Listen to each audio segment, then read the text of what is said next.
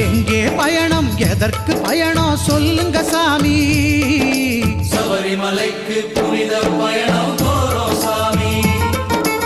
எங்கே பயணம் எதற்கு பயணம் சொல்லுங்க சாமி சபரிமலைக்கு புனித பயணம் போறோம் சாமி யாரை காண சொல்லுங்க சாமி ஹரிஹர புத்திரன் ஐயனை